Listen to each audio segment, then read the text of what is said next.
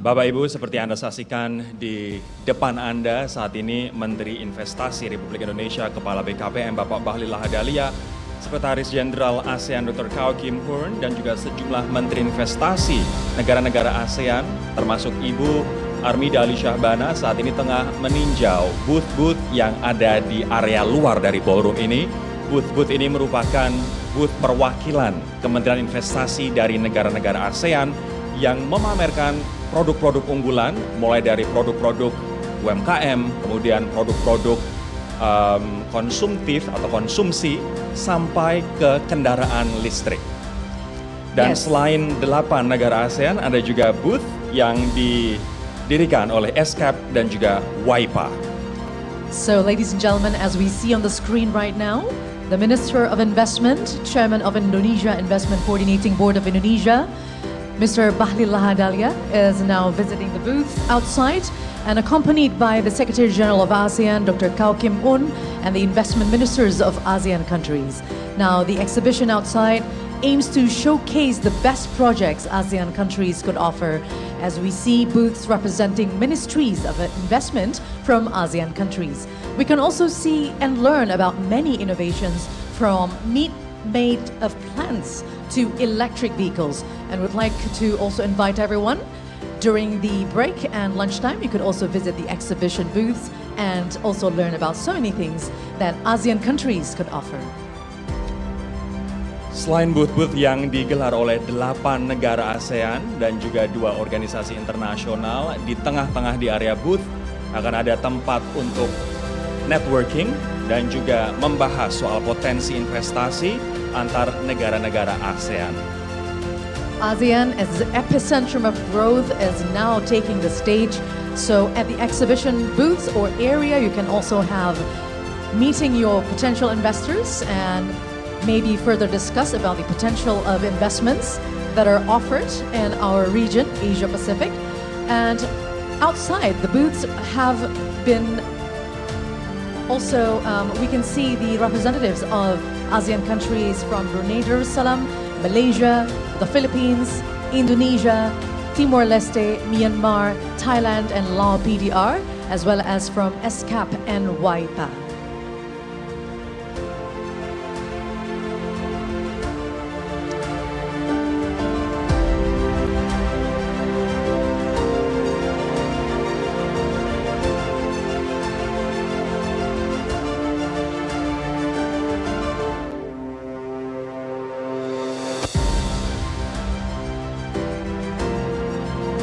Anda pun bisa mengunjungi booth-booth ini, sekali lagi yang diselenggarakan oleh 8 negara ASEAN dan juga ESCAP, serta WIPA pada waktu lunch break nanti sekitar pukul 12. Dikarenakan banyak produk-produk inovatif, produk-produk unggulan yang dipamerkan di booth ini, mulai dari daging yang terbuat dari tumbuh-tumbuhan atau meatless meat, sampai dengan electric vehicle atau EV.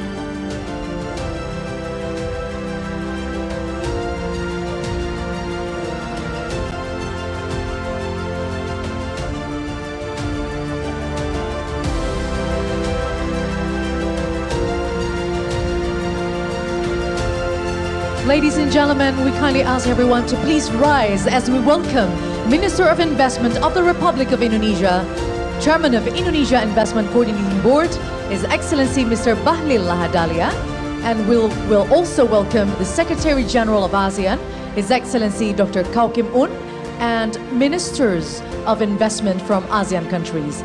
We're still waiting for them to come into this ballroom, ladies and gentlemen.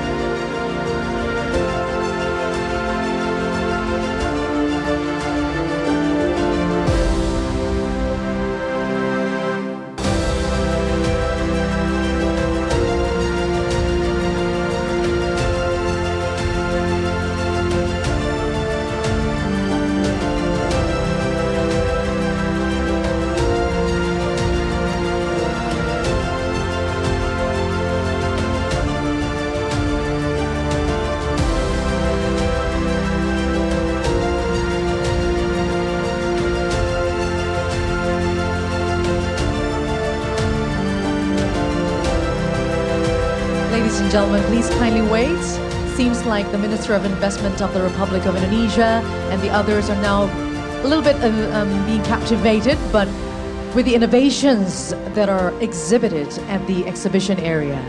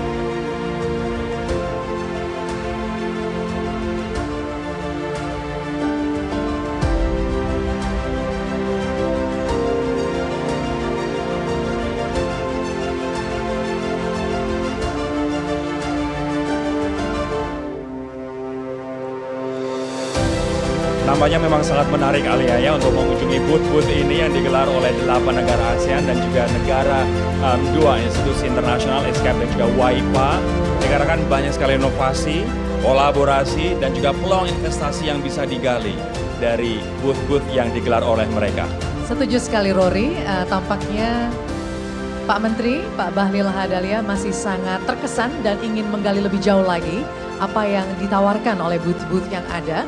Dan hari ini kita akan membicarakan lebih jauh potensi dari investasi yang ada di ASEAN, mulai dari renewable energy, electric vehicles, untuk kesehatan yang ada di ASEAN juga. Kita akan bicarakan sama-sama di diskusi yang akan terjadi sampai sore hari.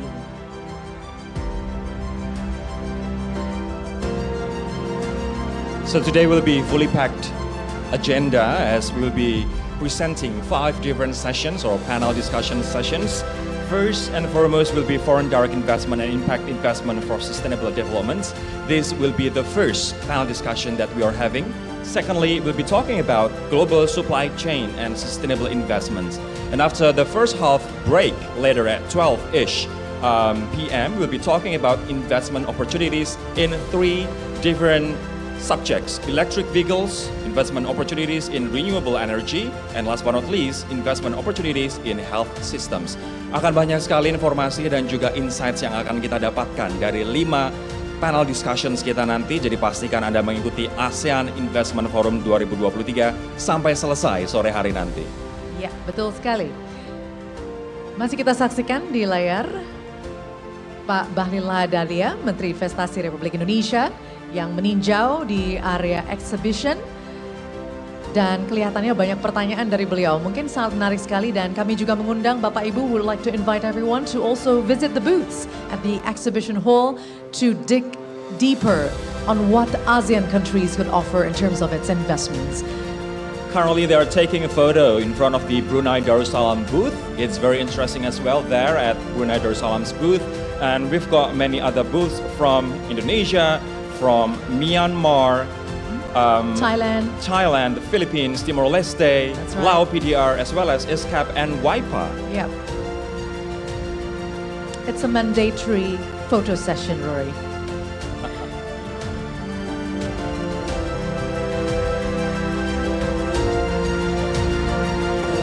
Just a bit of exercises for everybody. You may be seated for a while and then we'll invite you again to rise again once the ministers are ready to enter the ballroom.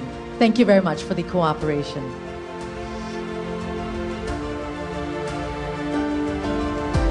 And it's also interesting to visit all the booths because they exhibit the creme de la creme of what this region has to offer, from food, agriculture to key minerals. We are very rich.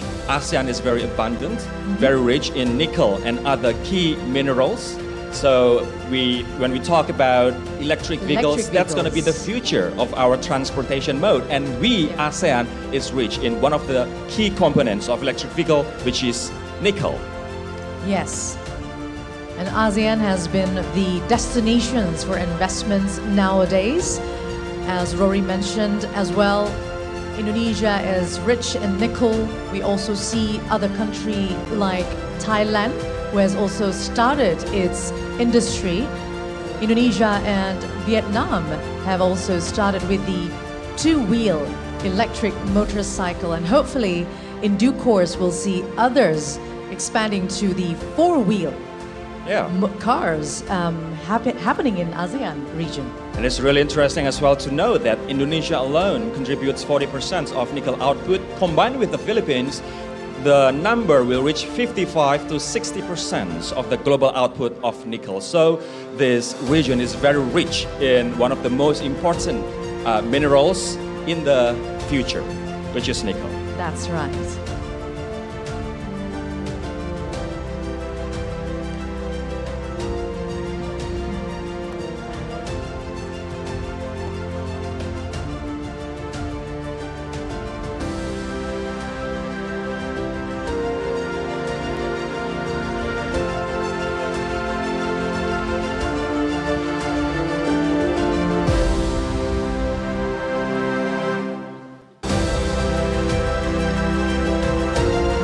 So it seems like Mr. Bahlil Lahadalia is very much interested to visit each one of the booths that are available outside.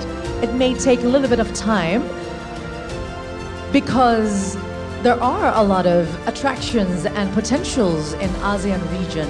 And as we transition to the renewable energy, it looks like a lot of changes will also take place in terms of the supply chain and also perhaps in the way the business is conducted. Betul sekali, dan kami juga barusan mendapatkan informasi bahwa Pak Bahlil dan juga rombongan ingin mengunjungi booth satu persatu. Sekali lagi ini juga merupakan bentuk hormat dan juga menghargai masing-masing booth. Untuk itu perlu dilakukan kunjungan ke booth satu persatu. Sekali lagi ada 8 negara yang menggelar booth di area depan dari ballroom ini dan juga international organization seperti ASCAP dan juga WIPA. Ya, ada Brunei Darussalam, Malaysia, Filipina, Indonesia, Timor Leste, Myanmar, Thailand, dan juga Laos PDR. Dan tentu saja negara-negara ASEAN semua yang bergabung di dalam blok ini selalu dalam bentuk kerjasama yang baik untuk future peace and stability in the region, and of course for the prosperity, which is the center of the theme of this year's ASEAN presidency. Ladies and gentlemen, please kindly wait because we were informed by the organizing committee that the minister and his entourage would like to visit one by one of the booths. This is a sign of appreciation. This is a sign of respect to all the booths and to all the organizing committee that presents the 8 booths from 8 ASEAN member countries as well as from WIPA and ASCAP.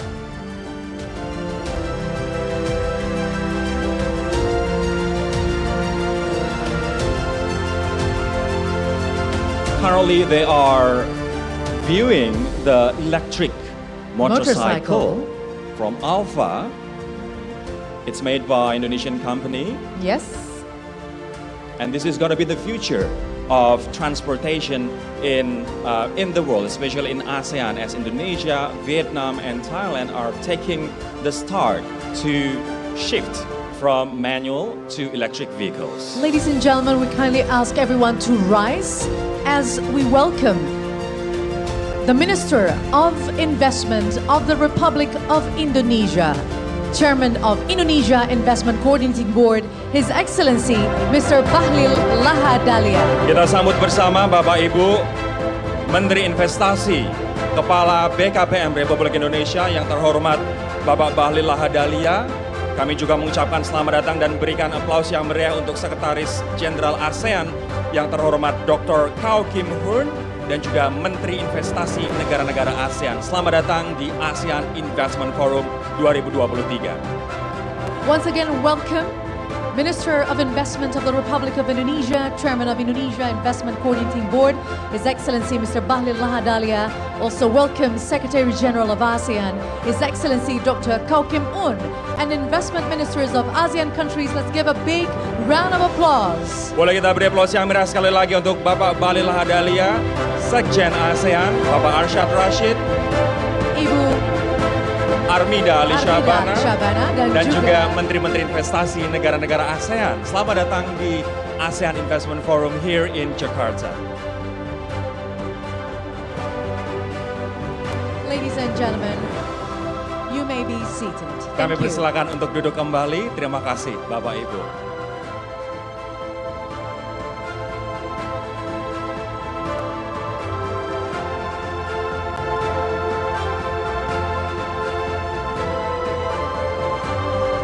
Baik, teman-teman jurnalis, kami persilakan untuk kembali ke tempat. Kita akan segera mulai acara kita pagi hari ini. Baik.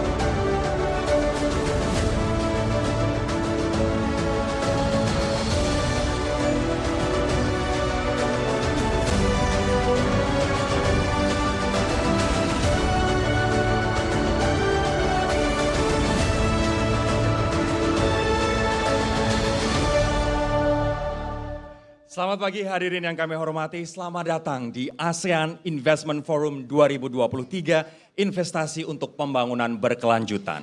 Good morning, ladies and gentlemen. Welcome to ASEAN Investment Forum 2023, Investment for Sustainable Development. We are very delighted to have everyone attending today. And before anything else, let us greet our distinguished guests that have been presented here.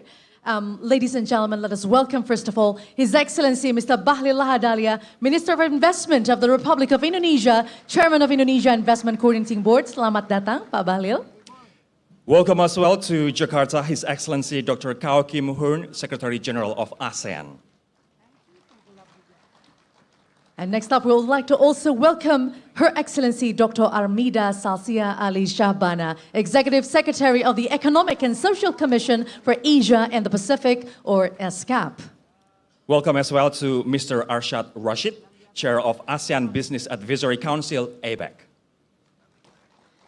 And would like to also welcome, thank you for flying all the way to Jakarta, His Excellency Dato Dr. Amin Liu Abdullah, Minister at the Prime Minister's Office and Minister of Finance and Economy too of Brunei Darussalam. Welcome, sir. And thank you so much for attending this event, His Excellency Tengku Datuk Sri Utama Zafrul bin Tengku Abdul Aziz, Minister of Investment, Trade and Industry of Malaysia. And welcome His Excellency Alfredo E. Pascual, Secretary of Department of Trade and Industry of the Republic of the Philippines. Welcome as well to you, sir. Dan tentu saja kepada seluruh pembicara, para perwakilan pemerintah negara-negara ASEAN dan seluruh peserta ASEAN Investment Forum 2023.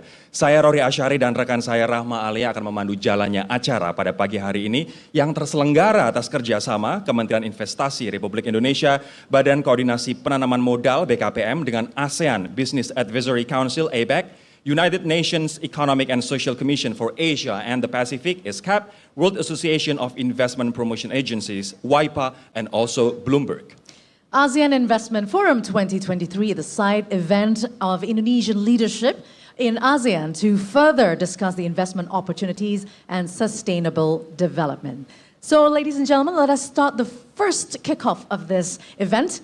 Ladies and gentlemen, to start off our event today, let us welcome His Excellency Dr. Kao Kim Hoorn, Secretary General of ASEAN, who will deliver his speech. The floor is yours.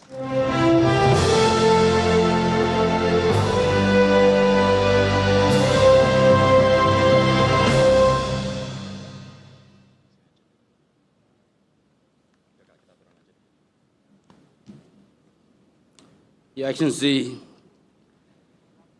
Bali Lahadalia, Minister of Investment of Republic of Indonesia and Chairman of Indonesia Investment Coordinating Board, Excellency Dr. Amin Leo, Minister at the Prime Minister's Office and Minister of Finance and Economy of Brunei Darussalam, Excellency Tengku Safrul Razi, Minister of International Trade and Industry of Malaysia, Excellency Alfredo Pascual, Secretary of Trade and Industry of the Philippines, Excellency Dr. Amida Sasha Alisa Bana, Under Secretary General of the United Nations and Executive Secretary of ESCAP, Mr. Azad Rajid, Chairman of the ASEAN Business Advisory Council and member of ASEAN, all Excellency members of the ASEAN-backed,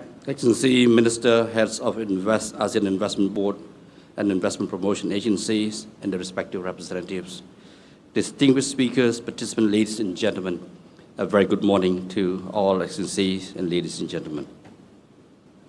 First of all, I would like to express my appreciation to the Ministry of Investment of the Republic of Indonesia, Indonesian Investment Coordinating Board, and the United Nations Economic and Social Commission for Asia and Pacific, UNESCAP, as well as the World Association of Investment Promotion Agency and Bloomberg for co-organizing this prestigious event of ASEAN Investment Forum.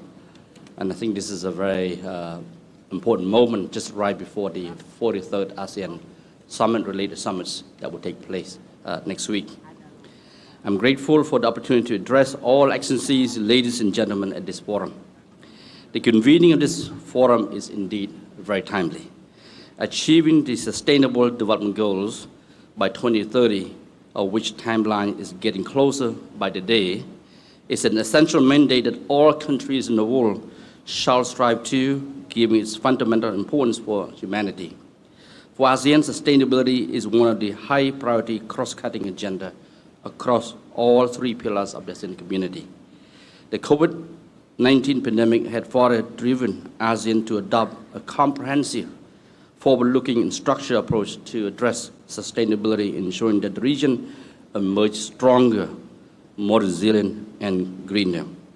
Today, there have been several critical initiatives related to sustainability within the ASEAN Economic Community, AEC, process alone. In particular, the adoption of the framework for circular economy for the ASEAN Economic Community in October 2021, and the ASEAN Leaders Declaration on Development Regional Electric Vehicle Ecosystem in May of this year.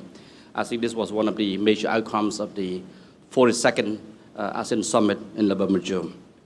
Tomorrow, the ASEAN Economic Community Council will adopt the ASEAN Strategy on Carbon Neutrality, which provides a comprehensive roadmap consisting of 8 strategies for ASEAN to transition towards a carbon-neutral future. Excellency, ladies and gentlemen, ASEAN is the top recipient of foreign direct investment in the developing world, standing at $224 billion last year, surpassing the FDI in China for the second consecutive year. The region's share of global FDI expanded from less than 15% in 2021 to more than 17% in 2022.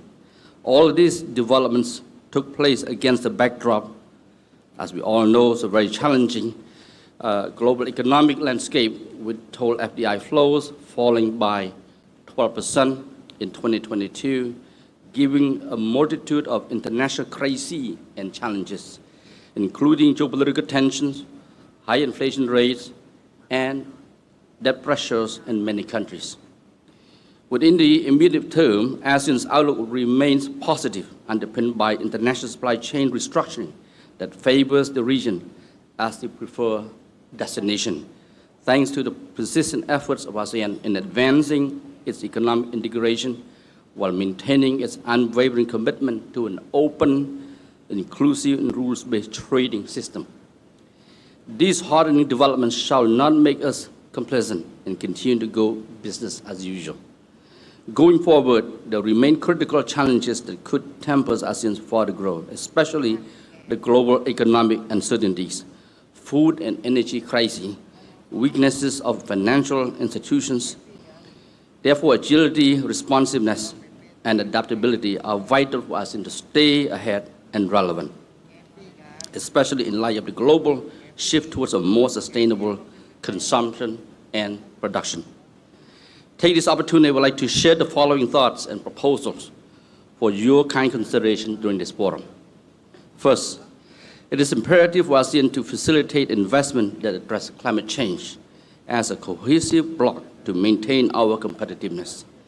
Intra-ASEAN investment projects shall be intensified to support each other in achieving the SDG goals. To this end, I encourage stronger multiple stakeholders engagements to identify and undertake projects that leverage on the complementarities among the ASEAN member states, which could be facilitated through the framework for ASEAN industrial-based project-based initiative, AIPBI mechanism. Such collaborative approach will benefit our investors from the large-scale deployment of sustainable solutions across the entire region. Second, we should prioritize regional investment initiatives in green industries, such as renewable energy, nature-based solutions for agriculture, electronic vehicles, and other cutting-edge green technologies, in order to realize the low-carbon future of ASEAN. Third, a common regional approach to foster an enabling environment for green investments, aligned with ASEAN's carbon neutrality strategy, is pivotal in shaping a forward-looking, sustainable investment strategy.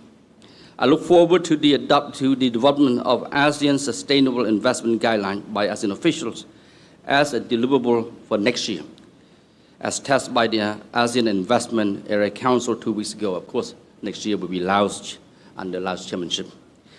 Excellency, ladies and gentlemen, this ASEAN Investment Forum offers a very valuable opportunity for policymakers, business leaders, academia, and various other stakeholders to discuss, deliberate the synergy between investment policies and ASEAN's sustainability agenda in order to maintain ASEAN economic development in a sustainable manner. Within this context, I sincerely hope that excellencies, ministers, and distinguished speakers can exchange and share your perspectives, experiences, best practices, and lessons learned among each other, because ASEAN is about caring and sharing your valuable inputs will undoubtedly guide ASEAN towards translating our collective vision into tangible and impactful actions that promote sustainable investment throughout our region. With this, I wish all of you, Excellency, ladies and gentlemen, a fruitful and successful conference. Thank you and good morning.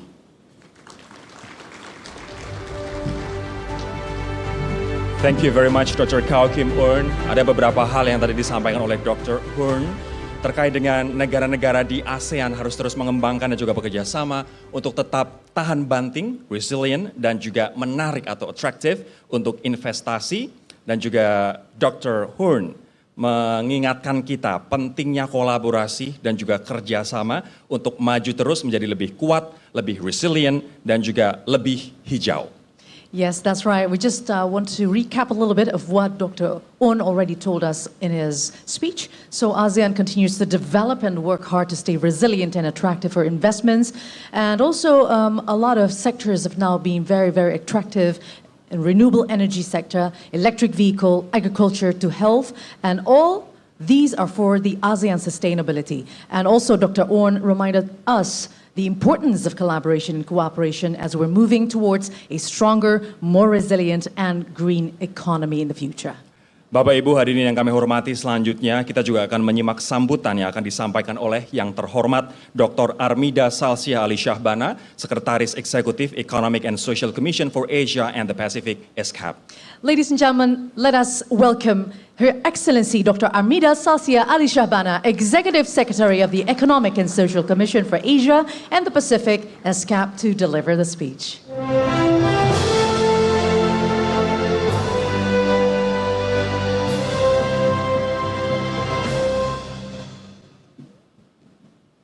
Excellency Pak Bahlil Lahadalia, Minister of Investment and Chairman of the Indonesia Investment Coordinating Board, Excellency Dr. Kau Kim Horn, Secretary General of ASEAN, Excellency Ministers, Pak Arsyad Rashid, ASEAN Business Advisory Council Chair, distinguished delegates, ladies and gentlemen, very good morning.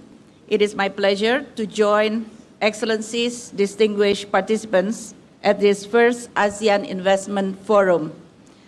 We are meeting today against the backdrop of a situation where many countries are still recovering from COVID-19, where also many countries are increasingly have to navigate the geopolitical tensions, as well as where many countries are facing the increasing risk of debt as well as climate change impacts.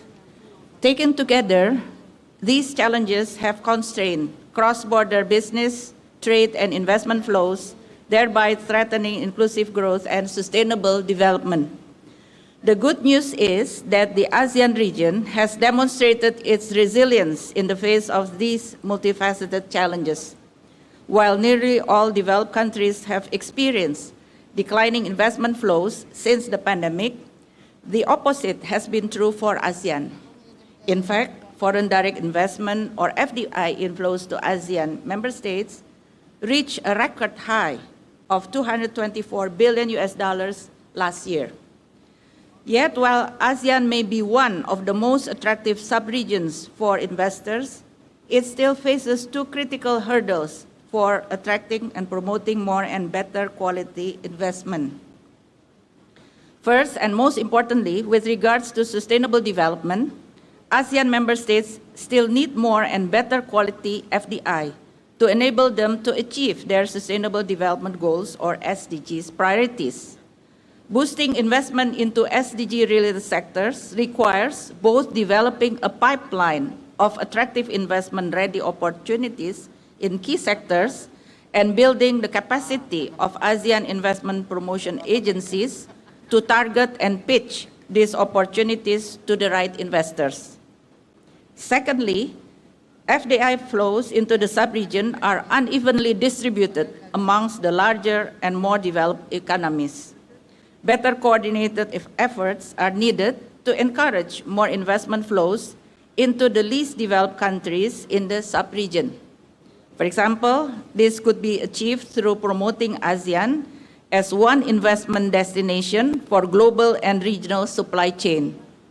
Through the ASEAN Secretariat, ASEAN member state investment promotion agencies could develop an investment promotion strategy to target value chain in several key sectors in which each country has competitive advantages. Together, ASEAN could then pitch the sub-region as a hub for sectoral value chain, with each country attracting investment in key nodes of those chains, and therefore leading to a better distribution of investment across the sub-region. I commend ASEAN leaders for recognizing the urgency of attracting more and better sustainable investment into the sub-region in the ASEAN Comprehensive Recovery Framework, and for tasking the ASEAN Secretariat's Coordinating Committee on Investment, or the CCI, to explore initiatives to promote FDI for sustainable development in the sub-region. Today's investment forum is the first of such important initiatives, and it further supports the shared commitment of ASEAN economic ministers in their recent meeting in Semarang to bolster ASEAN investment competitiveness amidst a changing global landscape. through providing ASEAN member states with a platform to pitch investable opportunities to investors in the electric vehicles, renewable energy, and health sectors. This forum can serve as an important catalyst for boosting FDI. Indeed, the ASEAN economic ministers' recent statement also recognizes these sectors as important for both boosting investment and supporting sustainable development in the sub-region. I encourage all of you to actively engage in the discussion today, share your insights, and seize the opportunities that this forum offers. I would like to thank the Ministry of Investment of Indonesia, the ASEAN Secretariat, the ASEAN Business and Advisory Council, the World Association of Investment Promotion Agencies, and Bloomberg for their strong partnership in organizing this first iteration of the ASEAN Investment Forum. It has been a great pleasure for us at ESCAP to collaborate with you and the ASEAN community, and we look forward to collaborating in the future on such investment forums alongside the ASEAN Business and Investment Summit.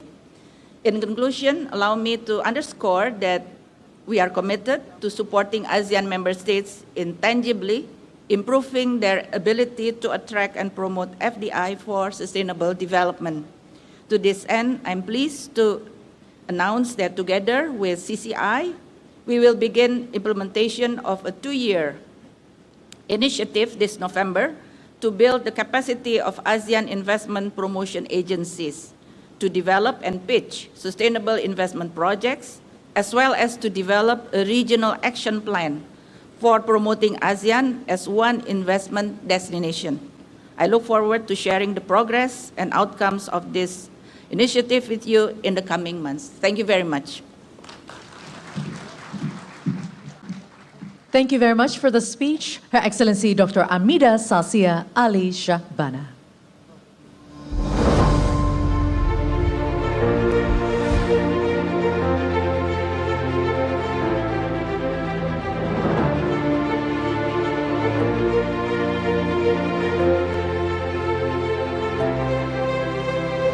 Di tengah kondisi dunia yang sedang tidak baik-baik saja, ASEAN butuh strategi taktis yang extraordinary.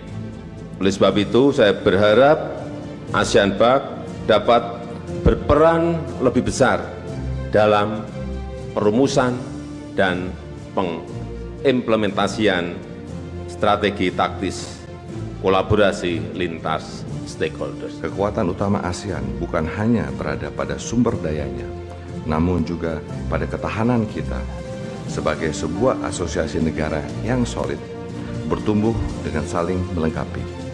Or kita mengatakan complementary economy. Kompetisi itu penting, tapi Asia Tenggara membutuhkan kerjasama ekonomi untuk saling melengkapi.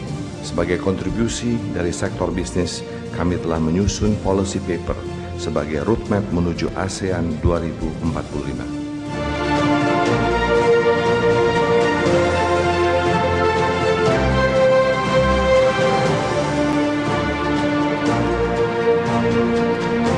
ASEAN Business and Investment Summit 2023 secara resmi saya buka.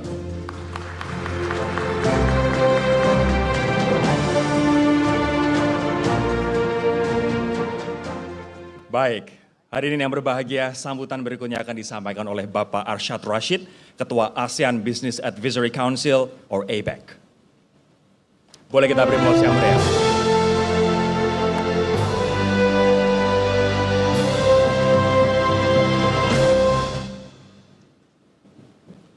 Bismillahirrahmanirrahim. Pak Menteri, izin saya pakai bahasa Inggris karena mewakili sebagai ASEAN Business Advisory Council. Assalamualaikum warahmatullahi wabarakatuh. Salam sejahtera untuk kita semua. Shalom, Om Swastiastu, Namo Buddhaya, salam kebajikan. First of all, I would like to acknowledge Your Excellency Bapak Bahlil Lahadalia, the Minister of Investment of the Republic of Indonesia and Chairman of the Indonesian Investment Coordinating Board, or BKPM. I would like to recognize also the Bapak Tengku Zafrul Aziz, the Minister of International Trade and Industry of Malaysia, the Minister of Finance and Economy too, at the Prime Minister Office from Brunei, Bapak Amin Liu Abdullah. And I would like to recognize Your Excellency Dr. Kao Kim Hoorn, the Secretary General of ASEAN, and also I would like to recognize Your Excellency Dr. Armida Salsia Ali Shabana, the Assistant Secretary of the ASCAP. Your Excellency, honorable guests, ladies and gentlemen, it is my pleasure to welcome you to the day one of the ASEAN Investment Forum. It is an honor for the ASEAN BAC to host this event alongside to our co-hosts, the Ministry of Investment of BKPM, UNESCAP, the WISECAP, and also Bloomberg, in pursuit of a greater investment opportunities that span the vibrant nation of ASEAN.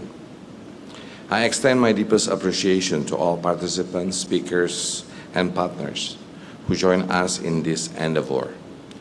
Your presence reflects our dedication to the advancement of ASEAN's economic landscapes and a shared commitment to realizing our region's potentials. Excellencies, ladies and gentlemen, trade and investment lies at the heart of all ASEAN's operation. It is the lifeblood of our development goals and the key to driving our business to new heights. Our discussion in this forum underscores the pivotal role our business play in contributing to a sustainable foreign direct investment, or FDI, and in fortifying ASEAN's supply chains. Our development cannot be driven by the investment from our distant partners alone. We at ASEAN need to recognize the strength of our inter-regional investment opportunities and take steps to establish new infrastructures for networking and cooperation. Pursuing both FDI and inter-regional investments are integral to reaching our region's development capacity. We emphasize the critical importance of attracting capital in various key sectors in ASEAN, including but not limited to electric vehicles, renewable energy, and healthcare, and many, many more. After traveling to all Southeast Asian countries under this year's chairmanships, we see the urgency to promote more intra-ASEAN investment, more Thai companies in Vietnam, Malaysian investment in Cambodia, and so on. By doing this, we will enhance the regional resilience that will be able to face the future geopolitical and geo-economic disruptions. I am confident that this forum will provide inclusive and significant discussion that highlights the step of ASEAN must take to secure our goal to achieve the Sustainable Development Goals, or SDGs, by 2030 through investment. Allow me to humbly welcome you once again and wish you a great time in this ASEAN Investment Day Forum and also this whole week of the ASEAN Week in Indonesia. Thank you very much. Wassalamualaikum warahmatullahi wabarakatuh.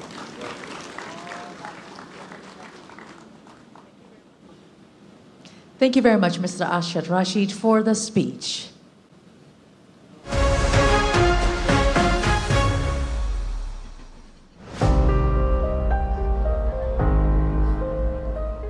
Di tengah arus tren global dalam pengembangan kendaraan listrik, ASEAN ternyata sudah berada pada jalur yang tepat dan terarah.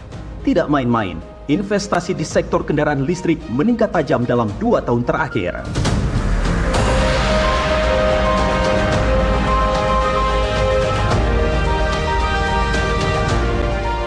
ASEAN perlu lebih mendorong investasi bernilai tambah, khususnya pada sektor hilirisasi sumber daya alam, sebagai kunci transformasi ekonomi kawasan. Sudah bukan lagi saatnya investor datang untuk mengeruk kekayaan alam, dan menguasai nilai tambahnya. Sementara rakyat kita hanya menjadi penonton. ASEAN harus meningkatkan capaiannya yang luar biasa dalam menarik investasi hijau dan berkelanjutan. Di tahun 2022, investasi di sektor terkait EV di ASEAN melompat hingga 570%. Dan investasi Greenfield di bidang energi terbarukan naik 240%. Hal ini menegaskan bahwa ASEAN sudah sejalan dengan agenda pembangunan global.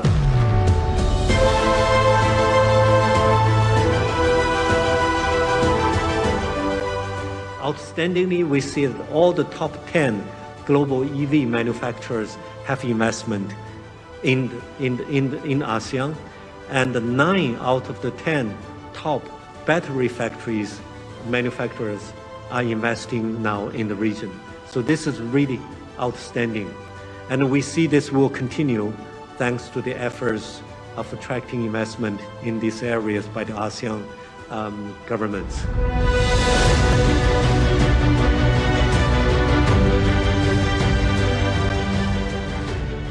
Di Indonesia sendiri, investasi baterai kendaraan listrik melejit pasca pelarangan ekspor nikel awal 2020.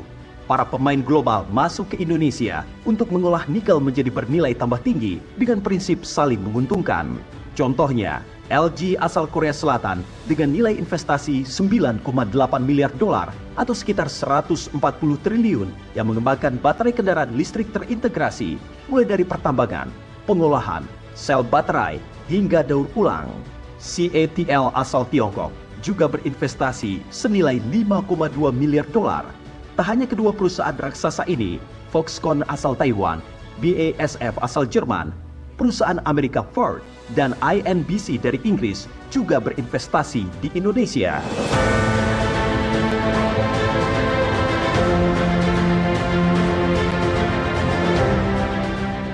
I think ASEAN, as you've seen from the numbers, have done very well of FDI inflows in 2022, especially in the sectors of manufacturing, energy transition, digital economy, and finance. So these sectors are the key, I think, to transforming ASEAN into a powerhouse of economic resilience. Komunike bersama antar kepala-kepala negara di G20, yang pertama di paragraf 37, itu sebenarnya negara-negara yang tergabung dalam G20 telah bersepakat untuk mendorong ekosistem hilirisasi termasuk mobil listrik itu diserahkan kepada masing-masing negara untuk menentukan arah kebijakannya. Yang kedua, di sana juga ada tertulis ada keputusan Bali Kompendium, di mana Bali Kompendium itu adalah memberikan kewenangan kepada setiap negara untuk merumuskan langkah-langkah strategis apa dalam rangka mendorong investasinya dengan memperhatikan keunggulan komparatif masing-masing negara. Dalam perspektif itu saya berpendapat kalau diizinkan bahwa harusnya kita di ASEAN harus mampu memanfaatkan momentum ini secara maksimal karena kita mempunyai sumber daya alam yang cukup.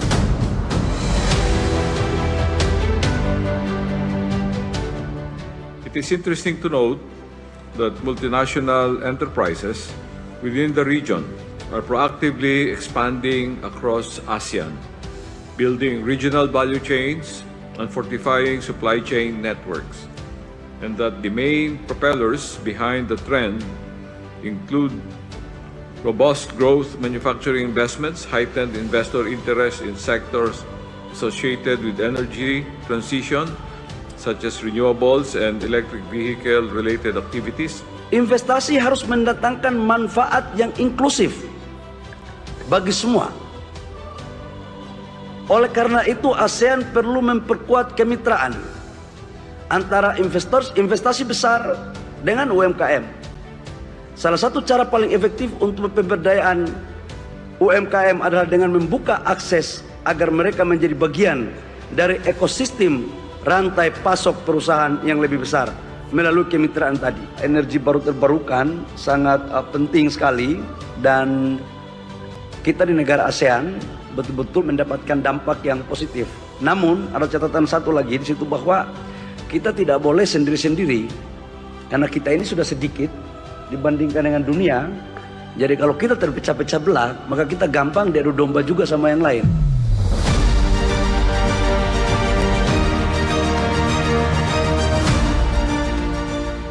totally agree with the chairman that to attracting the FDI and also to develop the potential sector like EV sector, we cannot do illegally.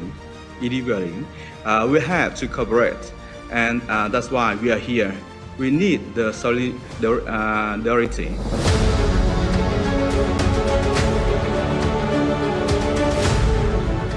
Dalam hal transisi energi, investasi asing di ASEAN juga terus mengalami peningkatan.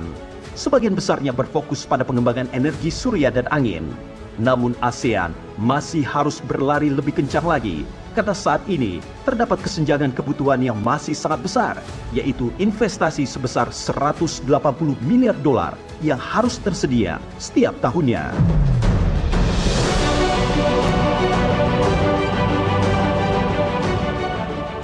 And I think the reason why the ASEAN become the most attractive destination are well-developed infrastructure and connectivity, the strong supply chain, high-quality workforce, and another important factors are safety and resilience. So I think we should maintain and continuously improve this strength to make ASEAN the best location, not only for relocation of existing industry, but also for the investment in future industry.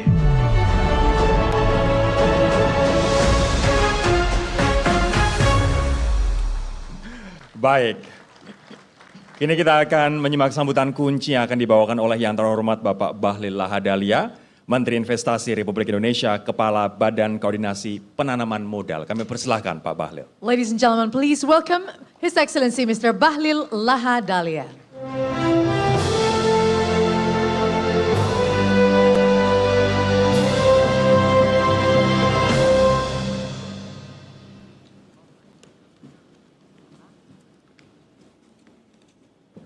Assalamualaikum warahmatullahi wabarakatuh. Salam sejahtera untuk kita semua. Yang saya hormati, sahabat saya Pak Dr. Amin Liu Abdullah, sebagai Menteri pada Kantor Perdana Menteri dan Menteri Keuangan Brunei Darussalam. Ini kemarin banyak kita berdiskusi tentang bagaimana membangun regulasi global yang betul-betul berdampak baik pada ASEAN. Yang saya hormati sahabat saya Pak Menteri Tengku Datu Sri Utama Zafrul, Menteri Investasi, Perdagangan dan Perindustrian Malaysia. Ini sudah 2 minggu hampir kita ketemu terus. Bapak Kau Kim Hum, Sekretaris Jenderal ASEAN yang saya hormati, makasih Pak, sudah kita sering ketemu dan berdiskusi terus menyangkut dengan KTT. Lebih khusus kepada senior saya yang mulia, Ibu Armida Alishabana, Eksekutif Sekretaris ASKAP yang juga adalah Menteri Bappenas Senior. Kita berikan aplaus kepada Ibu. Ini sudah menjadi orang Thailand, wajahnya sedikit Jawa Barat, sedikit Thailand gitu kira-kira. Ketua Umum Kadin yang juga adalah merangkap sebagai Ketua ASEAN Business Research Council, ASEAN BAC, Pak Arsyad Rashid yang tadi pidatonya udah menyerupai seperti Menteri Ekonomi juga. Saya mendoakan betul agar setelah saya Pak Arsyad yang bisa melanjutkan tongkat estafet. Biar kita bisa gantian. Kalau sekarang kan Pak Arsyad mencari profit sebanyak-banyaknya dan meminta saya untuk membuat regulasi yang bersahabat dengan dia. Dan sekarang begitu selesai, saya juga ingin untuk mencari profit sebanyak-banyaknya. Dan saya minta Pak Arsyad membuat regulasi yang lebih baik lagi untuk dunia swasta. Bapak Ibu semua yang saya hormati. Pertama, saya ingin mengatakan bahwa dunia sekarang tidak dalam kondisi yang baik-baik saja.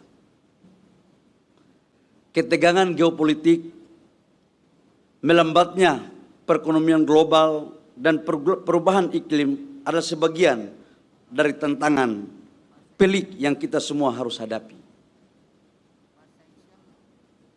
Ukraina sama Rusia kita nggak tahu kapan selesainya.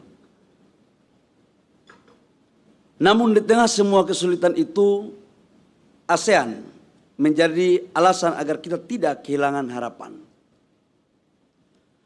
Seperti yang telah disampaikan oleh IMF, bahwa ASEAN merupakan titik terang di tengah cakrawala yang gelap. Rata-rata pertumbuhan ekonomi negara ASEAN tahun 2022 mencapai 5,6%. Tidak termasuk saudara bungsu kami, Timor Leste. Sedangkan dalam satu dekade terakhir, rata-rata pertumbuhan ekonomi tahunan negara ASEAN mencapai 3,98%. Di atas rata-rata pertumbuhan ekonomi global sebesar 2,6%. Tahun 2022, total PDB ASEAN mencapai 3,9 triliun US dollar. Naik lebih dari 5 kali lipat dalam 20 tahun terakhir.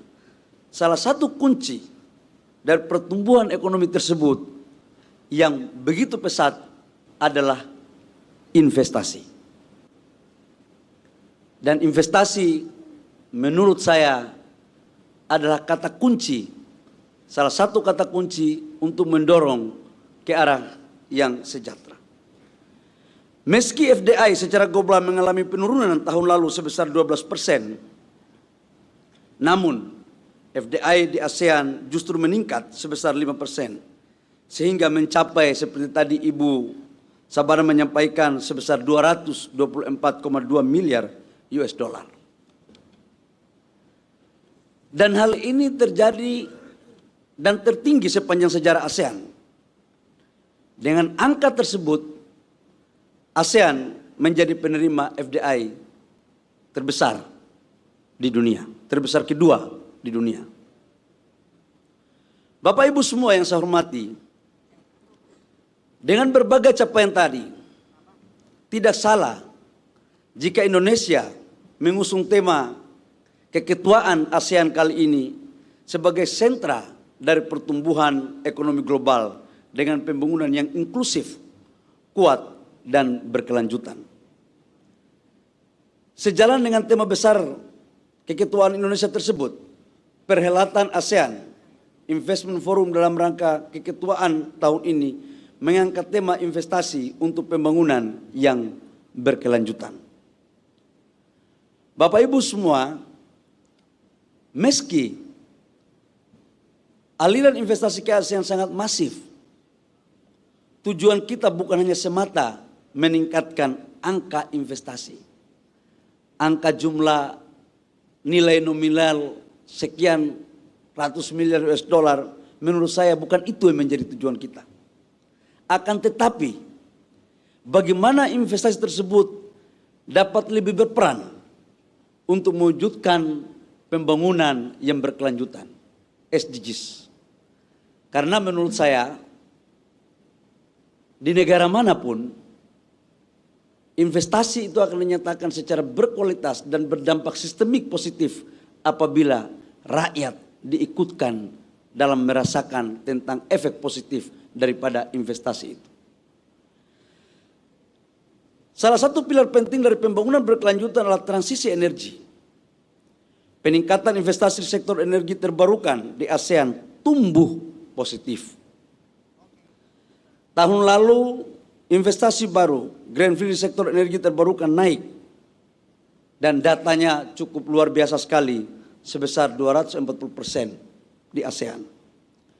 Meski demikian, peningkatan investasi tersebut masih perlu terus didorong. Menurut analisa dari ANTED, investasi sektor energi terbarukan perlu naik hingga 4 kali lipat, sekitar 150 miliar US dollar setiap tahunnya, agar target transisi energi ASEAN tercapai. Kita mempunyai sumber daya alam, tapi kalau tidak cukup FDI masuk untuk mendorong tentang investasi di bidang transisi energi akan susah untuk kemudian dapat kita wujudkan bersama-sama. Bapak Ibu yang saya hormati, pembangunan berkelanjutan bukan hanya berkaitan dengan lingkungan, tapi juga harus sertai dengan transformasi ekonomi menyeluruh yang mengangkat derajat kehidupan semua warga. Investasi di sektor yang berkaitan dengan kendaraan listrik di ASEAN yang tadi sudah diulang-ulang oleh para pembicara terdahulu melompat sangat pesat, 570%. Dengan investasi ke EV yang meningkat tajam, ASEAN mampu menunjukkan bahwa pembangunan berkelanjutan yang ramah lingkungan dapat berjalan beriringan dengan transformasi ekonomi melalui hilirisasi sumber daya alam. Capaian ini memang kerja keras dari semua negara-negara di ASEAN. Untuk Indonesia, saya mengambil contoh pada kurun waktu 2020 sampai dengan 2023, kita sudah mampu berkomunikasi dan berkomitmen dengan investor khususnya FDI sebesar 42 miliar US dollar lebih untuk ekosistem EV. Ini untuk membangun ekosistem dari hulu ke hilir untuk baterai maupun mobil. Dan dua perusahaan besar yang bermain di ekosistem baterai mobil di Indonesia sekarang udah masuk, LG sama CATL. LG untuk pembangunan baterainya akan berproduksi Februari besok 2024 itu sudah berproduksi tahap pertama dan yang lainnya masih dalam konstruksi. Peningkatan pesat investasi ke sektor EV ini merupakan penegasan bahwa sudah bukan lagi saatnya investor datang untuk mengeruk kekayaan alam dan menguasai nilai tambahnya, sementara rakyat kita hanya menjadi penonton. Bukan saatnya lagi. Negara-negara lain itu telah maju duluan. Dan menurut pandangan saya, itu masa lalu dari kebesaran dunia. Namun masa depan dunia sekarang ada pada kawasan ASEAN. Ini penting saya mau sampaikan sebab apa Bapak Ibu semua. Sumber daya alam di negara ASEAN ini hampir semua negara memiliki keunikan dan keunggulan komparatif. Dan hari ini dunia membutuhkan itu. Satu catatan kritis dari saya melihat kita di ASEAN, kekompakan kita belum terlalu kuat. Kita tidak boleh lagi untuk tidak membuka tabir ini. Ada pepatah di kampung saya, di Papua, sapu lidi itu kecil. Dan ketika dia menyapu kotoran dengan satu lidi, dia tidak bisa membawa kotoran itu. Tapi kalau satu lidi itu diikat menjadi satu ikatan besar, jangankan daun, batu pun akan tergeser dari sebuah kerjasama yang baik dari sapu lidi itu. Saya menginginkan ASEAN ke depan yang lebih kuat. Kita boleh berkompetisi, tetapi juga kita harus melakukan kolaborasi. Karena tidak ada negara atau satu kelompok usaha di dunia yang hebat kalau cuma hanya mengandalkan kompetisi. Tapi kolaborasi itulah salah satu kata kunci. Dan saya menginginkan di forum ini, ayo ASEAN, kita harus melakukan kolaborasi yang saling menguntungkan untuk tercapainya pembangunan di kawasan ini. Bapak Ibu semua, saya memberikan satu contoh bahwa hilirisasi ini merupakan satu pintu masuk untuk pertumbuhan ekonomi ASEAN yang lebih baik. Kenapa? Kami di Indonesia mencoba untuk memformulasikan Indonesia emas pada tahun 2045 dengan satu instrumen khususnya di bidang investasi untuk kita dorong di sektor hilirisasi di 21 komoditas. Sampai dengan 2040 kita rencana dan roadmap kami itu membutuhkan Anggaran investasi sebesar 545,3 billion US dollar. Ini untuk kemudian pendapatan per kapita kita bisa mencapai di atas 20.000, dan kita termasuk nanti target kami adalah GDP terbesar 6 di dunia. Dan insya Allah kalau ini mampu kita lakukan secara baik, maka saya yakin dan percaya khususnya Indonesia dan ASEAN akan juga memberikan kontribusi terbaiknya. Selama ini kami khususnya di Indonesia lagi betul-betul fokus hilirisasi di mineral. Kami punya CPO Patengku ketika Eropa mengatakan bahwa karena lingkungan dan macam-macam kita membuat B20, B30, B40. Tapi begitu kita melarang ekspor CPO ke Eropa, ribut juga itu barang. Maunya kita ekspor. Jadi menurut saya Malaysia, Indonesia dan negara ASEAN lain yang merupakan produksi terbesar sawit CPO, kita harus juga memberikan langkah-langkah terbaiknya agar ASEAN mampu diperhitungkan dengan baik oleh negara-negara yang duluan maju-maju itu. Bapak Ibu semua yang saya hormati, pembangunan tidak akan berkelanjutan jika pembangunan tidak inklusif dan berkeadilan di dalam ASEAN. Setiap warganya harus duduk sama rendah dan berdiri sama tinggi. Konsentrasi FDI pada segelintir golongan tidak sejalan dengan agenda pembangunan inklusif dan berkelanjutan. Bapak Presiden Jokowi memerintahkan kepada kami semua anggota kabinetnya untuk menjadikan keketuaan Indonesia sebagai ketuaan ASEAN tidak boleh ada satu konsep yang hanya mengedepankan 1-2 negara, tapi mengedepankan seluruh kepentingan negara ASEAN. Tidak boleh ASEAN ini hanya dimiliki oleh Indonesia saja atau negara yang lain saja. Kita ingin maju bersama-sama dengan sistem duduk sama rendah, berdiri sama tinggi. Kenapa ini saya sampaikan? Karena pada tahun 2022, sekalipun FDI kita salah satu terbesar nomor 2 di dunia, namun 60% FDI yang masuk ke ASEAN hanya dinikmati oleh kurang dari 1% penduduk ASEAN.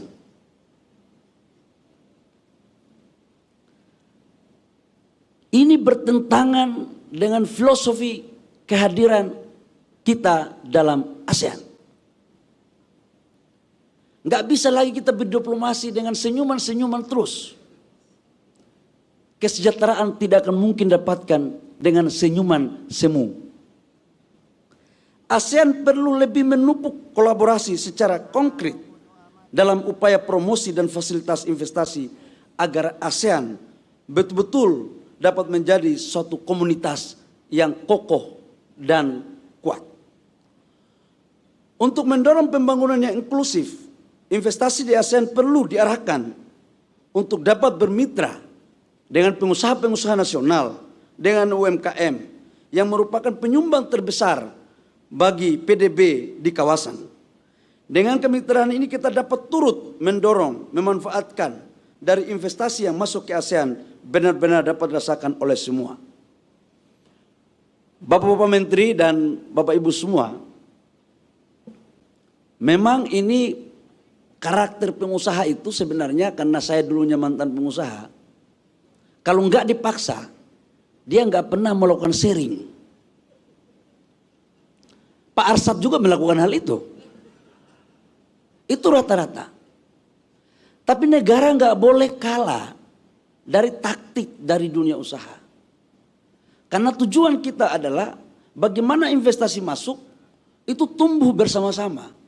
Pengusaha nasionalnya, pengusaha daerahnya tidak boleh menjadi penonton di negaranya, di daerahnya, di mana investasi itu masuk. Dan kita harus bersepakat bahwa investasi yang berkualitas itu adalah mampu berdiri bersama-sama untuk mensejahterakan pengusaha nasionalnya, pengusaha daerahnya, dan rakyatnya.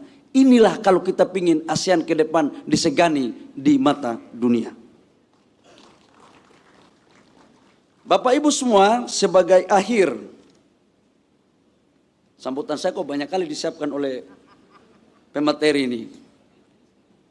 Tapi ya sebagai menteri, Pak Tengku, saya harus baca ini, kalau tidak celaka saya. Kita perlu mendorong aliran investasi yang berkeadilan bukan hanya dalam ASEAN. Oh, sudah selesai. Bapak Ibu semua, sengaja kita buat begini agar tidak terlalu suasananya itu kayak tegang. Cukup yang tegang itu di antara kami pemerintah, menteri-menteri. Biasanya di pengusaha ini mereka pura-pura tegang aja melihat kita. Padahal kadang-kadang mereka sudah deal di luar meja baru datang ke kita. Padahal udah clear itu. Itu rata-rata begitu, karena ini kelakuan kita juga dulu waktu jadi pengusaha. Bapak Ibu semua, terakhir saya ingin menyampaikan dan mengingatkan kita kembali tentang simbol daripada ASEAN.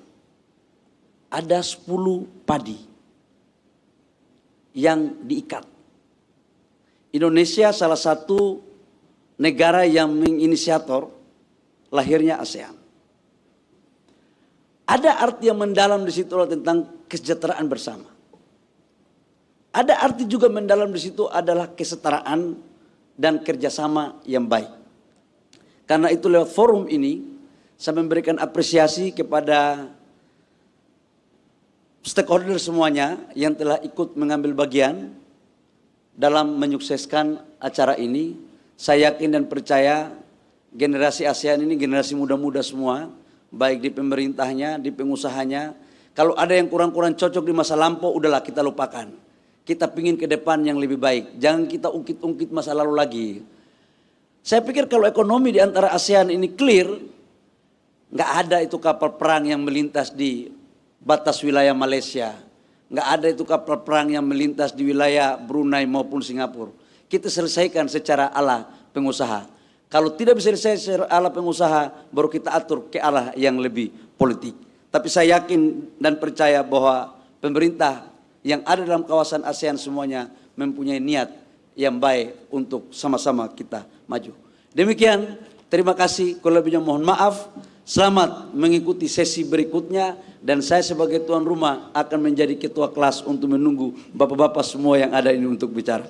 Terima kasih. Assalamualaikum warahmatullahi wabarakatuh. Kami mohon untuk tetap di atas panggung, Pak Mohon di atas Menteri. panggung, Pak. Kita akan berfoto bersama dengan para delegasi. And would like to invite Alia, Dr. Kao Kim Hoon, Secretary General of ASEAN, to take picture together with the minister. Yes, and we'll also would like to invite Dr. Armida Sasia Ali Shahbana, Executive Secretary of ESCAP.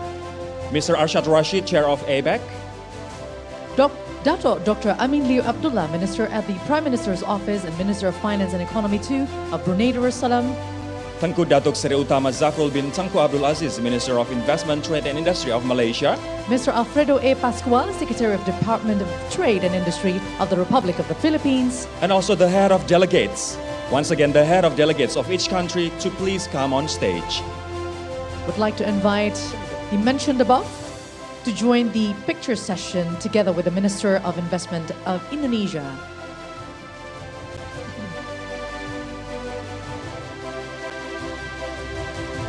There are a lot of key takeaways from the session or from the speech that was presented by Minister Bahlil. One of the key takeaways is the key to growth is investment, and investment is key to prosperity. Yes, and as in ASEAN way, everything is done together. So we'd like to have the second pose, which is the ASEAN handshake.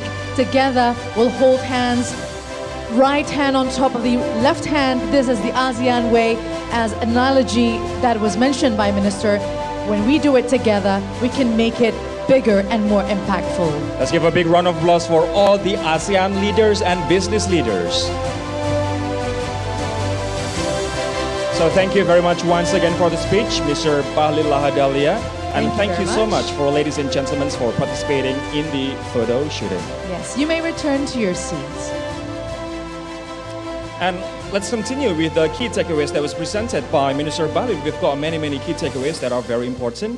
And it is not about the numbers, as he mentioned earlier, and that's not the essence of ASEAN. But qualified and quality investment is the one that gives impact to the society. So inclusivity is the key word. That's right. So investment is effective and impactful when the people is involved in it. So this is no longer the era where people are just watching and viewing, but also taking part and getting the impact of the investment that are coming in to ASEAN region. Also, sustainable investment and economic prosperity can be achieved through natural resources downstreaming.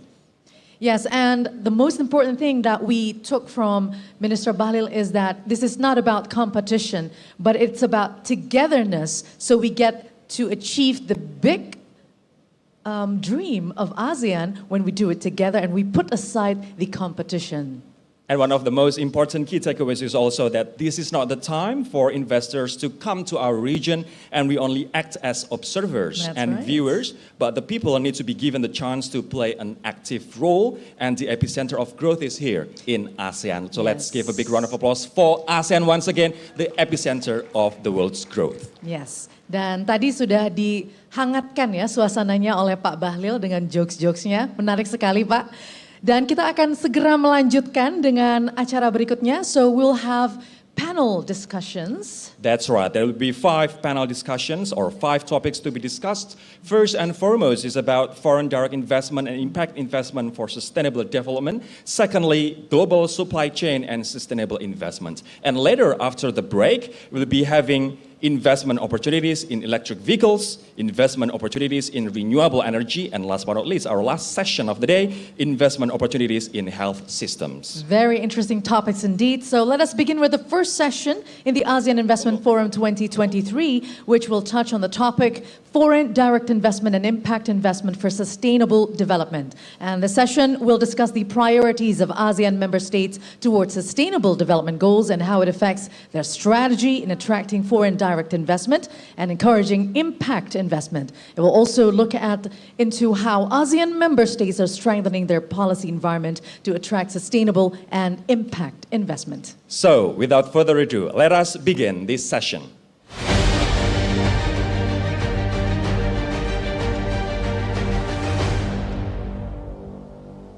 And to lead the first session, I'd like to invite Ms. Judith Ho from Bloomberg that will lead the first session. And where is she? Oh, she's there. Please come to the stage as Ms. Judith Ho will lead the first session of the day. Go ahead.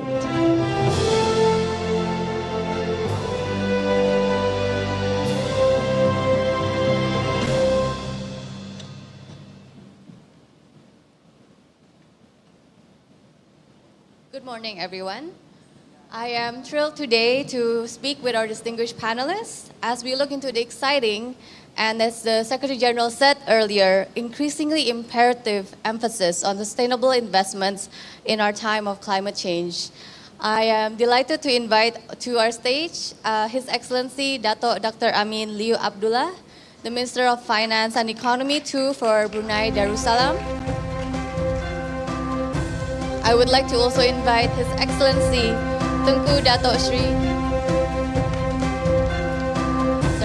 His Excellency Tengku Dato' Sri Utama Zafrul bin Tengku Abdul Aziz, Minister of Investment, Trade and Industry for Malaysia.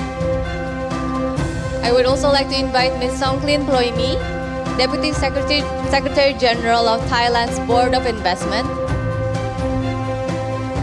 and also Mr. Rupa Chandra, Director to the Trade, Investment and Innovation Division at the UN's Economic and Social Commission for Asia and the Pacific.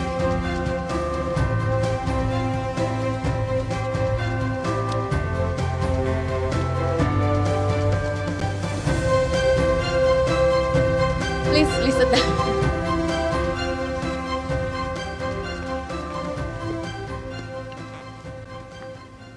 So as Minister Bahlil Lahadalia already said, it is not just about the amount of investment.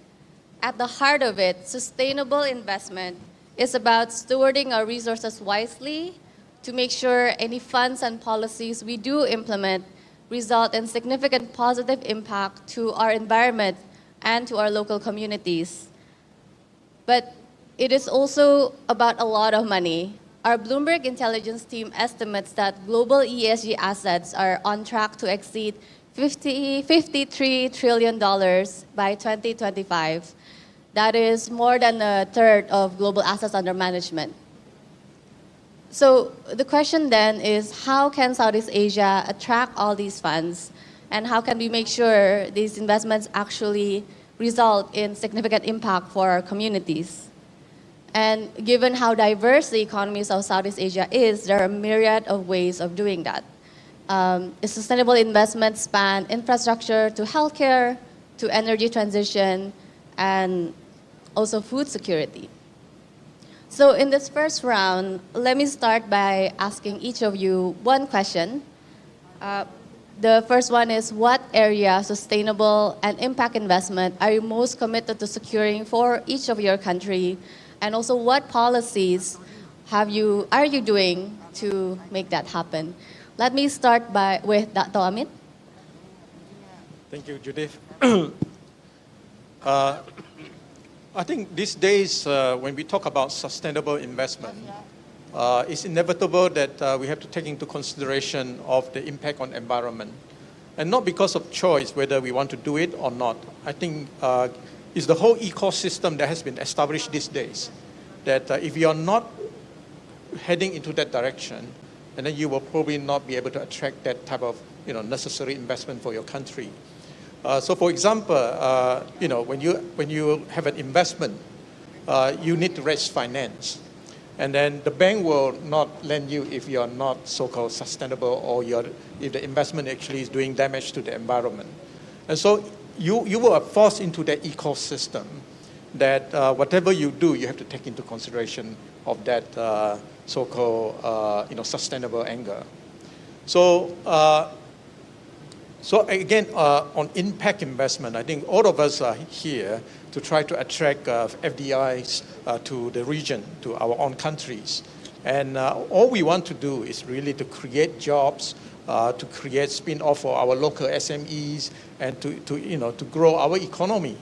And so this is all what we are doing anyway, right? So how do we make sure that when we attract investment to the country, that will look into sustainability, and also to make sure that they will actually benefit. And as what Excellency Balir was saying, we are not just going to be observer. We want to be able to benefit from all this investment. So how impactful can that investment be when they bring them to the country?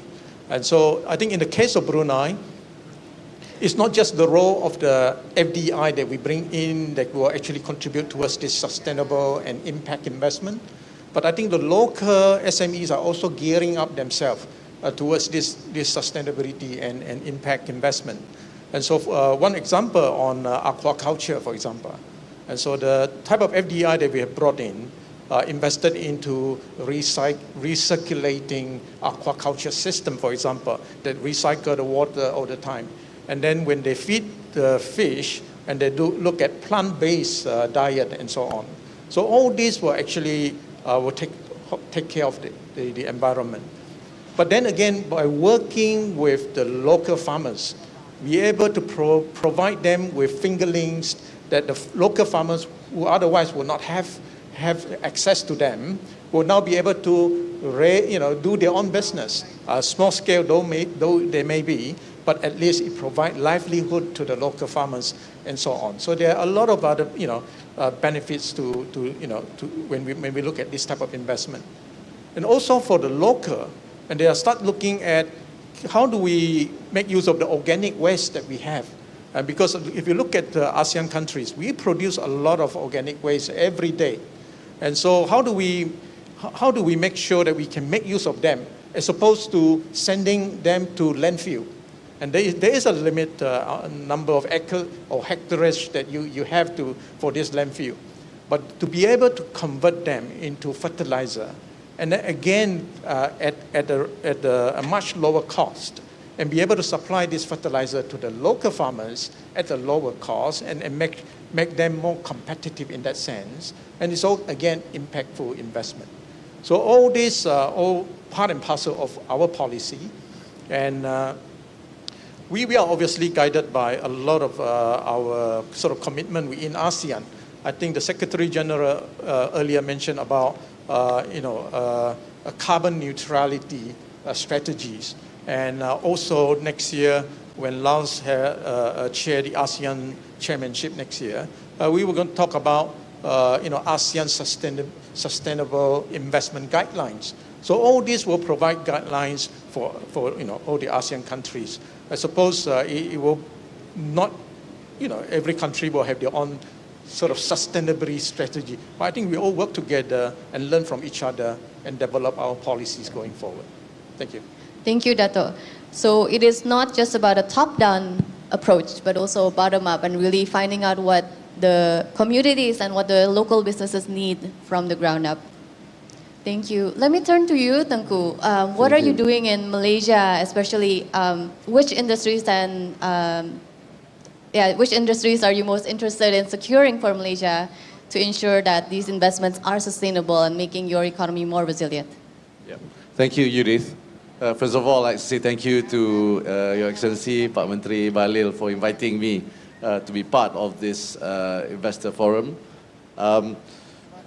I think I'd like to go back to where in my view, how it all started, especially in today's world. After the global pandemic, the COVID-19 pandemic that hit all of us, right? It has really reshaped how policymakers, how business interests, as well as economic players and society view business and investors as well. So to me, the pandemic has actually underscored the importance of sustainable development that now goes beyond just looking at financing or financial returns, but now emphasizing as well on the protection of jobs, the protection of livelihoods, as well as looking at the broader socio-economic fabric. So to me, this is a defining moment for us, as ASEAN as well, highlighting the significance of a concerted effort towards ESG investing, is what you said today. And I also agree with what Pak Menteri from Brunei, Amin, about the importance of all the linkages as well, all the way from why FDI has a correlation to DDI, the SMEs, and of course, eventually to the people, to the rakyat. On sustainable investments in ASEAN, I've got some numbers here, but what we all know today is that any governments today, looking at the fiscal space, they will not have enough to fund, right? To fund the investments that's required when it comes to ESG investments. So we do need to ensure that on the public side, the public markets are also involved. That means mobilizing private capital. So today, from what I've seen today, including bonds that are aligned to the SDG standards, in ASEAN, we have reached actually an impressive close to $37 billion by 2022. That's a huge amount. And it also signifies the increase in demand by investors as well. So in relation to Malaysia's commitment to ESG, yesterday we launched our National Industrial Master Plan 2030, where we put out there, the importance of sustainability, the importance of course, economic complexity, digitalization, but to be in line as well with the ESG principles. The NIMP is similar to what Brunei is doing. We are emphasizing the domestic industry as well, the DDI, and the correlation with the FDI. And what we don't want is what Pak Bahlil said just now. What we don't want is that, the FDI that comes in end up operating like a own enclave without the involvement and, it's in isolation to our economy. What we want is the participation of the local industries that will benefit people. And Malaysia will be launching our industrial ESG, National Industrial ESG Framework sometime next month. This framework will provide the clear guidelines to industries regarding transitioning towards ESG compliance. On the investor roadmap, we also launched an investor roadmap recently, and we actually collaborated with the United Nations for this. We launched the Malaysian SDG Investor Map, where we look at investment opportunity areas and see where are the areas that investors can come in and where they can tick all the 17 SDGs in terms of compliance. And in Malaysia, we have actually identified about 15 IOAs within 6 sectors, and we hope that this will then track SDG-aligned investments.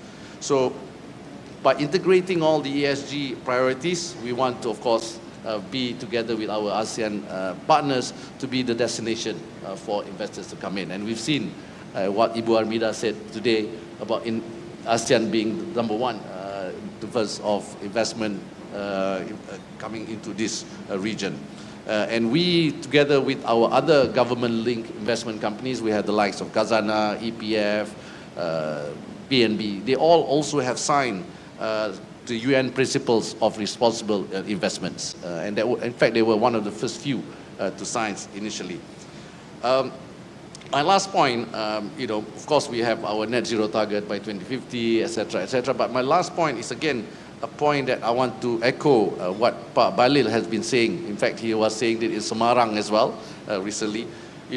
When we look at sustainable, responsible investing, there are challenges. Right? What we don't want to see is that this ESG agenda is not used as non-tariff barriers. Right? We don't want certain blocks to use ESG compliance, high ESG standards, but actually what they want to do is to protect their own markets. Right? This is what we don't want to see, because this could hamper trade growth. So for Malaysia, we want to work together with ASEAN to overcome these challenges, and we work as a bloc. Then again, I agree with what Pak Bahlil's speech said just now, how Malaysia, Indonesia work together, for example, on the CPO challenges. We went to EU together, Indonesia, Malaysia together as two big exporters of CPO.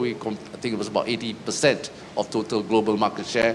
So here we can actually play a role together, working, ensuring that our industries are not being marginalized in the name of ESG. So thank you. Those are my comments. Thank you, Tengku.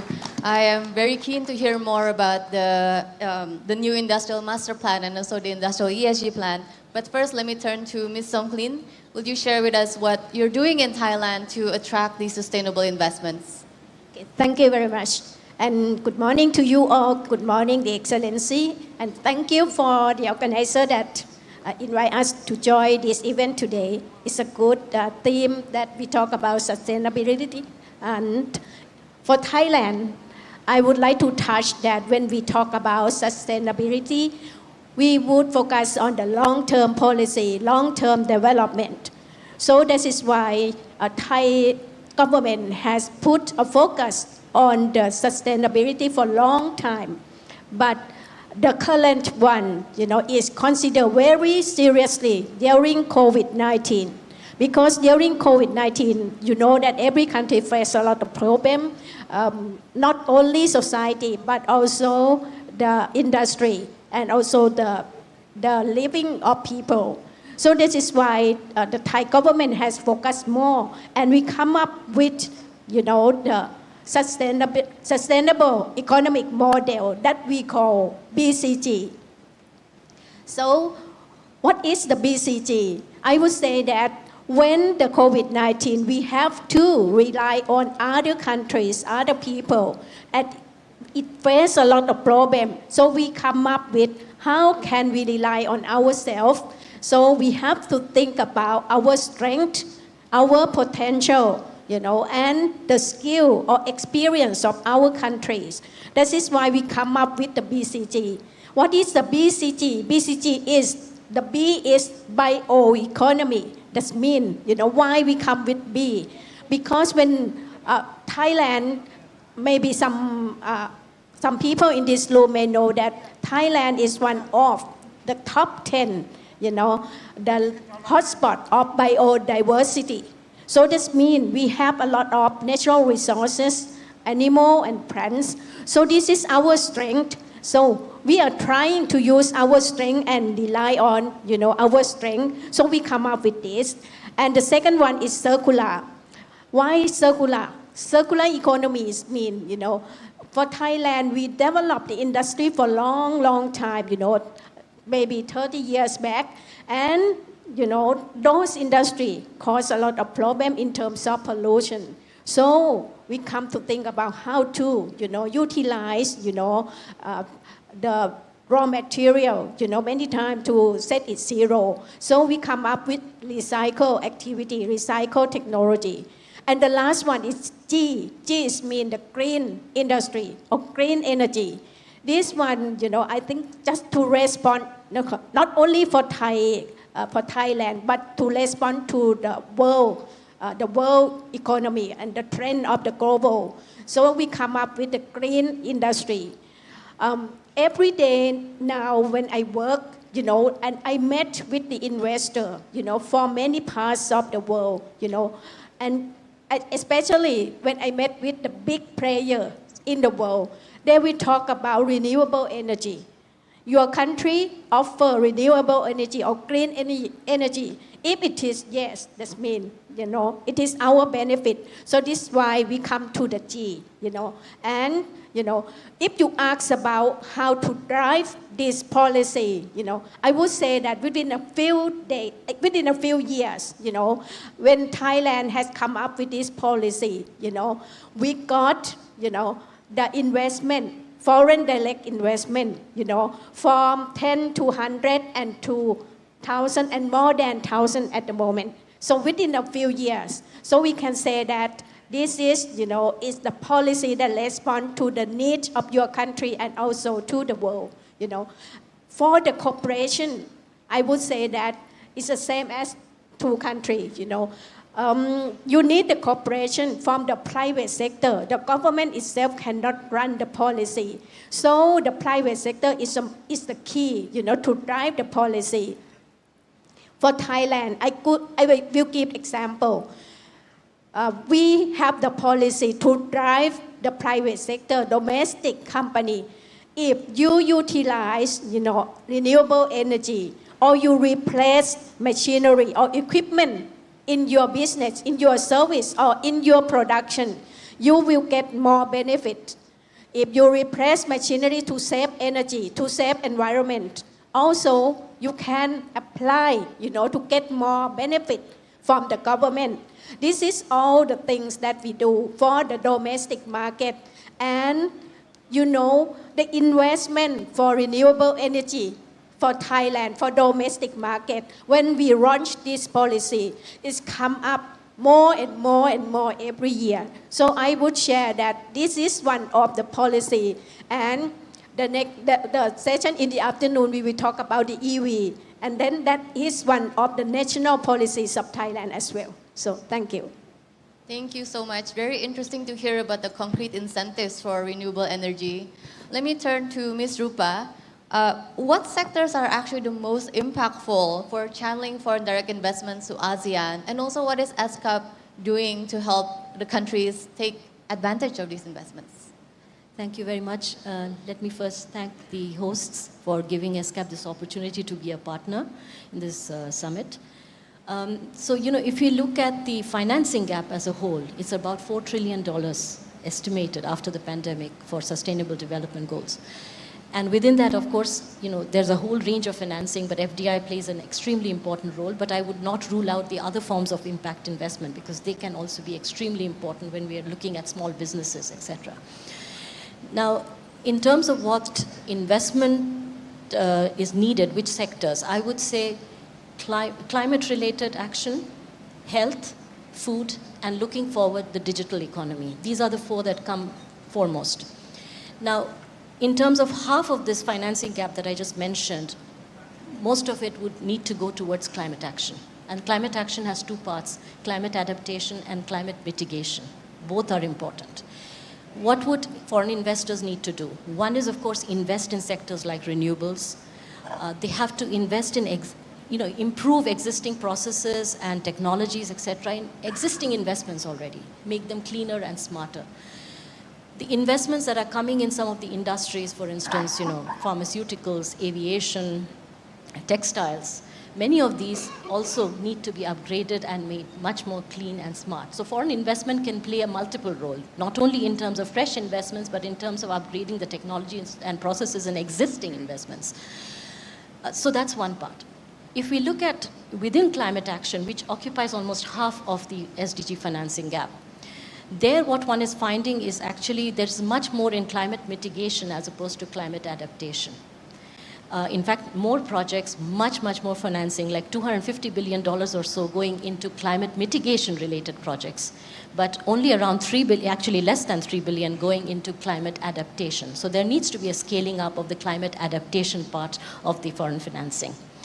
And again, within this, we need to not only increase the scale, but also the scope across the industries where this foreign financing is coming. So that's one of the main messages I want to highlight where foreign investment can play a role. Now, if we look forward to the digital economy, especially after the pandemic, the kind of opportunities that the digital economy has opened up, including integration of MSMEs, for instance, into the startups and so on, into global as well as regional value chains. This has a lot of scope for foreign investment as well, and not just the traditional sort of FDI. A lot of it could be, private equity and venture capital type of investment. So I would like to broaden the way we look at investments actually in this session as well. Now, where can the investment come? Of course, you can't leverage the opportunities in the digital economy unless you have the digital infrastructure itself. And that requires opening up of the telecom sector, the ICT sector. So there are a lot of other related policy actions that would be needed in countries. But building up the telecom equipment, the infrastructure, the digital public goods, etc., is one part where foreign financing can play a role.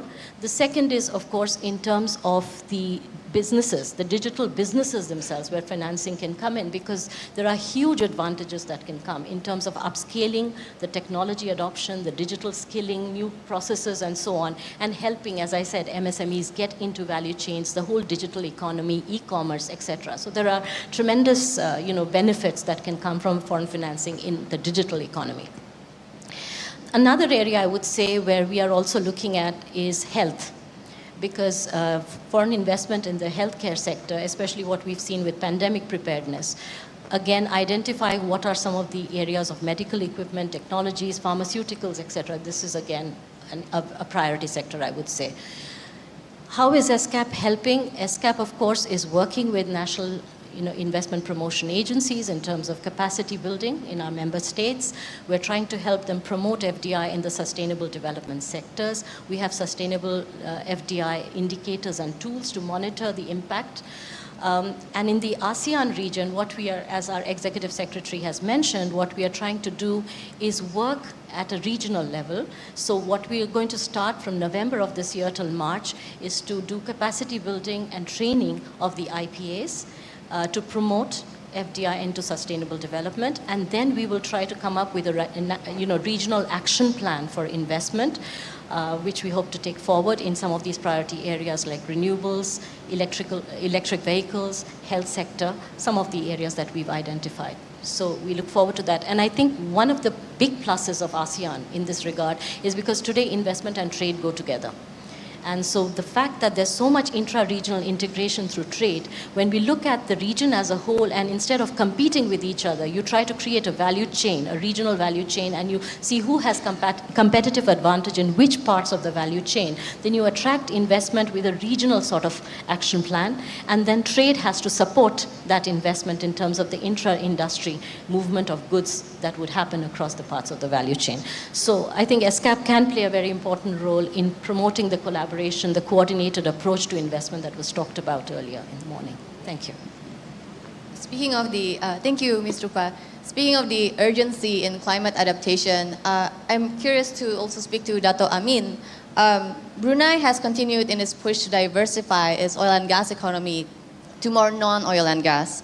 Now, with the growing urgency, with the climate change and all the world basically pushing towards energy transition, where do you see Brunei's place in the net zero world? And also, how do you see the economy continuing to diversify, continuing to grow its non-oil and gas sector in the next few years? Yeah, thank you. I think this is a common challenge faced by many oil and gas producing countries, especially those countries which rely heavily on oil and gas revenue. So I think in the case of Brunei Darussalam, we have intensified our economic diversification agenda over the last decade or so. And so if you look at, so some of these starting to bear fruits now. If you look at our sort of the GDP growth of our non-oil and gas sector, so for the last 6 years, that growth has actually outpaced the GDP growth of the oil and gas sector. And also, over the last 2 years, the export value of the non-oil and gas products has exceeded the export value of oil and gas. And so because of all this, the unemployment rate in Brunei has been the lowest over the last 10 years or so. So hanging, hovering around 5.2, 4.9, and that kind of level. So all these are obviously helping towards, whatever we want to achieve in SDG and all that. But more needs to be done. If you look at just what the chart presented by Excellency Pak Bahlil earlier on, our growth last year was negative. And so if you try to go into it and understand why, it's because our economy is actually not very diversified. If you are relying on certain industry, and when that industry is actually going through a bit of a turnaround, maintenance and all that, so suddenly your production will go down. So you are over-relying on one particular industry. And so we need to diversify that economy a bit more. But then the challenge, if you going forward is, coming out of COVID-19, when we are looking forward to go back to the kind of growth rate that we enjoyed in the past, and then we have what we see in a lot of developing countries, economy are starting to face uncertainties. And on top of all that, when we have been, ASEAN especially, have been relying on Chinese growth over the last few decades, and now Chinese economy is also facing a bit of an uncertainty. And so what would this present us? So on the economic front is a bit uncertain, but on top of that, there are a lot of other new conditions and all that. You mentioned about the climate change and so on. And our friend from Malaysia, Tengku Zafrul, was talking about non-tariff measures, that sort of things that we all need to comply before we look at all this investment. So my view is, every ASEAN countries has a different stage of their development. Now, if you were to apply some of these conditions as like a one-size-fits-all, then we will suffer. So a lot of these developing countries will suffer. And while we have been encouraged to diversify our economy, at the same time, there were a lot of these conditions imposed on us. So that presents challenge. But so to overcome this, I think Brunei Darussalam has launched our economic blueprint about 2.5 years ago. And that, that has sustainability as part of our aspiration. And so that blueprint will provide guidelines in terms of how do we develop and diversify our economy, including identify the various priority sectors. And under each of these sectors, then we will be able to develop our roadmap and taking into account of all the constraints and the consideration that we must, in this modern era, that we need to make sure that we build it into our roadmap, and that hopefully will be able to advance our economic diversification agenda a bit more sustainable and so on. But I think we also look at what we have discussed in many of our ASEAN meetings about how do we look at each other within ASEAN countries. How do we trade a bit more with each other? Also mentioned earlier on by India. And so some of the good work that's been done by ASEAN Business Advisory Council, for example, the ASEAN Payment Gateway, for example, that will actually increase a lot of trade and easy payment and so on. So they will facilitate a lot of trades among the various countries within ASEAN. But of course, we continue, in the case of Brunei, we continue to diversify the kind of investors from outside ASEAN as well, not just limited to a few countries. I think speaking for Brunei, we are a friendly nation, and so we welcome, we can work with anybody. And so we welcome investment from around the world, and including ASEAN, to look at Brunei. And because I personally have approached a number of investors over the last couple of years, and for many of them, their reaction was, why have we not looked at Brunei in the past? So probably we haven't actually gone out enough to show our face. And so hopefully with this sort of increased effort, and we hope we will get more attention. And we have a lot to offer, and not until they come and see us in Brunei, and they will see what are the potential. Yeah. Thank you. Thank you. And taking the long-term view is really the key for ensuring that the countries actually get a lot of sustainable investment. I want to turn to Tengku. You mentioned the Industrial Master Plan and also the Industrial ESG Plan. Can you share a little more detail on what concrete policies will be included in those plans? Thank you. In fact, it is a very important document for us. It was launched, our National Industrial Master Plan 2030, launched yesterday by our Honorable Prime Minister. It is really important because it gives the roadmap for the re-industrialization of Malaysia.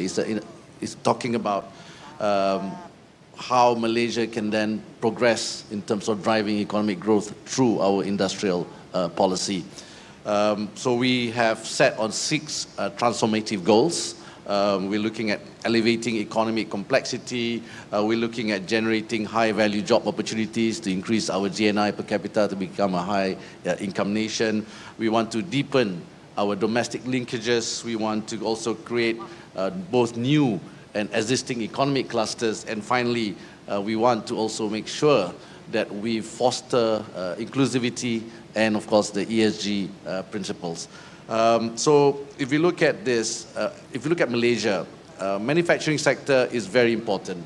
It contributes close to 23% of GDP, and in terms of total exports, the manufacturing sector actually comprises of 80% of Malaysia's total exports. So it's much bigger than other sectors. And in terms of employment, it creates about 17% of employment for Malaysia. So this National Industrial Master Plan is important. And we have 4 missions. One is to increase the economic complexity. What do we mean by that? We want to strengthen our value chains to make sure that the global supply chain, where ASEAN is obviously a net beneficiary of it, we need to strengthen this domestically as well. By the way, the National Industrial Master Plan that Malaysia has embarked on is also a new way of looking at policies. We've moved away from a sector-based approach to a mission-based approach. So apart from advancing economic complexity, the second mission is we want to tech up for the digital future. So for example, we're working with our private sector. We identified 3,000 SMEs, which we feel that needs to be supported into increased automation, to embrace 4IR, and we're working closely with the FMM, our Federal Manufacturing Association. The third mission is to push for net zero. Malaysia, of course, have a target of net zero by 2050, and here, we see how we can support, government can support, and also private sector can support this transition. We want this transition to be a fair transition and a just transition. And lastly, the mission is looking at economic security and inclusivity, because we don't want to see certain groups or certain industries are left behind with this roadmap. And again, we have this total program. The National Industrial Master Plan is about $20 billion US over the span of 7 years. And in any mission, execution is key.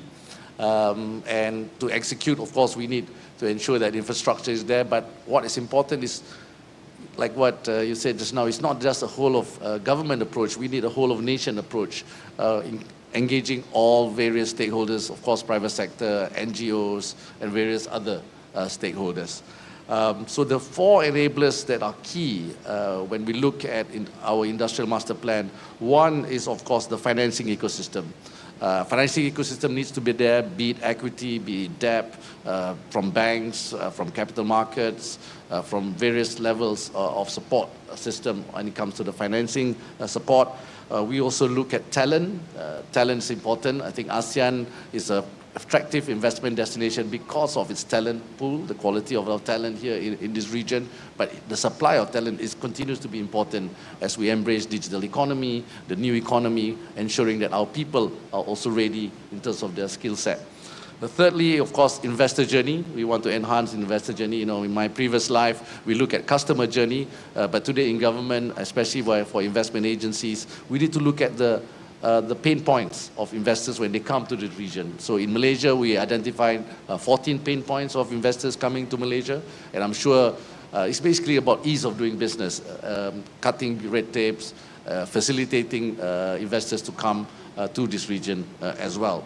And finally, of course, we need to ensure that we have a holistic governance framework. And these are all important ingredients. And since I mentioned that we have moved away from a sector-based approach to a mission-based approach, we have identified 9 missions so far, but we need champions. We need local champions, we need multinational champions to spearhead this, where we can build the ecosystem, we can build the clusters so that we can see the spillover impact, not just to Malaysian companies, but to the Malaysian people. So those are a bit of a summarized version of the National Industrial Master Plan, which was launched yesterday. Thank you so much, Tengku. Very exciting, very excited to see the master plan getting implemented. And also, in the last few months, Thailand has been very interesting in the news, but recently the government has finally reached a resolution. You now have a prime minister and also a cabinet. So Ms. Songklin, can you share with us what investors can expect from Thailand now that you have this political stability and this government in place? Okay, thank you for the question. Actually, I don't want to talk about the politics, but anyway, the politics is there, you know, investment is there, you know. When you talk about investment, the political factor is the most important, one of the most important. If the politics in your country is stable, that means, you know, you raise the confidence of investor. But for Thailand, maybe in the past many years, you know, some years that we have some internal political problem, you know, but then make Thailand inferior to the ASEAN countries, you know. But if you look at the history of the investment, foreign direct investment in Thailand, we always has come up with the new policy, the new measures, the new package. And, you know, the policy never changed, you know. You have to study the record of Thailand. You know, when we have the policy, we will go on that policy, you know. However we change the government, we never change our policies to promote the investment. And for the new government that we just get, very new, you know, we prepare, you know, the new government has talked with us, you know, since a few days that, okay, we prepare our new package to stimulate or attract investment. And you will see that, you know, when talking about sustainability, in the next few months, you will see the new look, the new measure and the new policies of Thailand. You know, when I talk about the government, I talk about the private sector, but don't forget community. This is the most important, you know, equality means everybody in your country. So our new policy will be more on the community, you know, sustainability of the community. You will see how the big company and the community cooperate and hold hands together, you know, just to make sustainability, you know, in terms of society, in terms of environment, in terms of industry together. So this is, you will expect to see. And we also preparing, you know, to have a roadshow, you know, to the major or target countries that it is our target for sustainability or the sustainable industry. So I think that you can expect more, you know. When we change the government, we always have the new policy and the new package and more benefit to the investor. I don't want to say that You wait and see. Yeah, thank you. Thank you. Looking forward to this new investment stimulus package. Ms. Rupa, much of our conversation so far has been talking about investment promotion and investment policies, but there's also the issue of investment facilitation. I know ESCAP has done a lot in this space, and of course the recently agreed investment facilitation of development agreement at the WTO has been very interesting. Can you talk us through why is facilitation so important, and why is it so necessary in ensuring sustainable development in ASEAN? Yeah, that's a very important question, because one part of, what IPAs do and what governments are trying to do is to promote the investment, but you have to actualize that investment on the ground. And that's at both the national level as well as the subnational level, especially in countries with federal structures. So what does it involve? It has many dimensions. One part of it is, of course, the transparency of information, the regulatory measures and their application. So that's a key part, having information inquiry points, having single stop sort of clearance processes, expedited approvals. That's all part of reducing the costs of doing business. Another is to improve the capacity of the officials or the agencies that are involved in actually translating the investments onto the ground. It could also have to do with better governance mechanisms and reducing corruption, for instance. It could have to do with use of digital systems, how do you actually share the data, etc. So it has many, many aspects to it. And as we can see, it's something that's really gaining momentum internationally as well as regionally. So under the WTO, for instance, we have now over 100 countries that have signed on to the Investment Facilitation for Development Agreement. And of course, many of the ASEAN member countries are also signatories to that agreement. So that really shows that it's not just about promotion, it's the translation of that investment. If we look at the ASEAN Investment Facilitation Framework, similarly, many of these same principles that I talked about, transparency and clarity, expediting approvals, using digital tools and technologies and systems to expedite processes, providing advisory services, assistance to investors, all of these are very important, and there are 11 non-binding principles which are there in the ASEAN Investment Facilitation Framework. So that's extremely important to take forward. Now, how can ESCAP again partner in some of this? We've been working through the ASEAN Secretariat with the Coordinating Committee on Investment. I think this can play a very important role in actually pulling together some of the best practices, doing sharing of information, good governance mechanisms. This is extremely required. So I think the regional approach is needed. Of course, there are lots of actions that are primarily going to have to be taken at the national level, right? So for instance, if I just give you a sample of what some of these action points could be in terms of investment facilitation, publishing internationally recognized guidelines or standards of responsible business conduct, creating a special category of recognized sustainable investors, designing a corporate social responsibility coordinator, developing targeted marketing strategies, linking up local entrepreneurs with the FDI that comes in, right?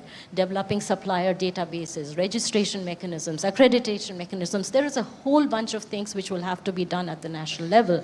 At the same time, the regional approach and the support of international organizations or regional organizations like ours is also important to enable this process of sharing of best practices and developing, as I said, the regional sort of action plan so that all countries are on board together and realize what is in their best interest so that everyone's not competing and everyone's also learning from the others in terms of what has worked, what has not worked. So I think I would just end there and say that there is a lot of scope for collaboration and coordination in this area. Thank you, Ms. Rupa. I would like to just close this panel by asking our three panelists to give us an elevator pitch for why the sustainable investor should choose Thailand, Malaysia, or Brunei to bring their funds in and to help with the sustainable development in the country. Maybe I can start with Ms. Songklit. Thank you. Actually, I would say if, to attract the investment, I would say the regional benefit or regional advantage is important, to go to Thailand or Brunei or Malaysia or even some other countries, like India.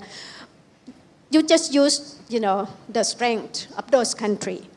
So if you come to Thailand, as I mentioned earlier, that, okay, we are one of the most biodiversified. So this means the raw material, natural resources is there in Thailand.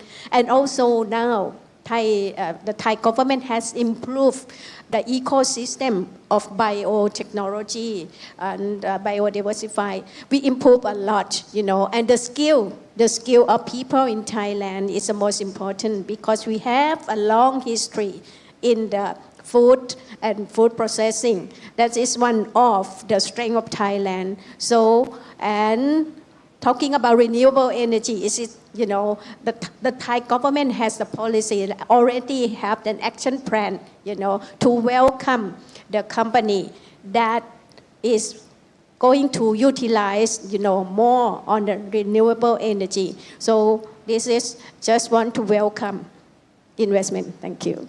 Thank you. Let's go to Tengku. Yep. Thank you. Well, I agree with what you said. I don't think it's between Brunei, Thailand, or even Indonesia. But what's important is, again, I'd like to refer to the speech by Pak Menteri Bahlil just now. We compete against each other, but it's important that we collaborate. ASEAN as a bloc is the fastest growing bloc, the fourth largest bloc. GDP growth for the last 10 years average about 5%. And we've seen the huge population of, market access in terms of population in ASEAN, close to 680 million. So if we can sell ASEAN as the epicenter for growth, which is a theme for ASEAN today, I think we can work closely and bring benefits to who? Basically to the people. At the end of the day, that's our game, right? We want our country to ensure that the growth is sustainable, the growth is inclusive, and the growth benefits the population of ASEAN. Thank you. Okay, very quickly, I think I don't disagree with whatever that was said, because as the smallest country in terms of population, we need to sort of benefit from the regional growth. I think we cannot just try to grow on our own. I think we are also dependent on all other ASEAN growth. And within ASEAN, we have many policies and so on that will actually help each other to collaborate with each other so that we grow together as a region.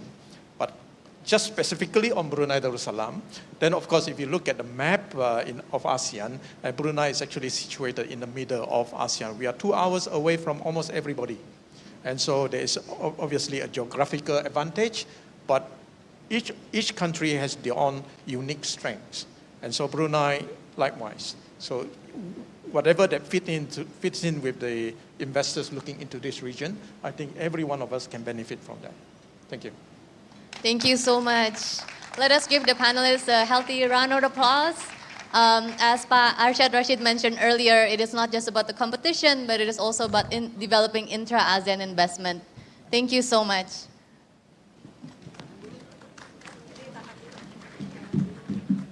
So thank you so much, Ms. Juditho and all the panelists. Please stay on stage as the organizing committee would like to present you with memento, a token of appreciation to the moderator and to all the panelists. Please stay on stage.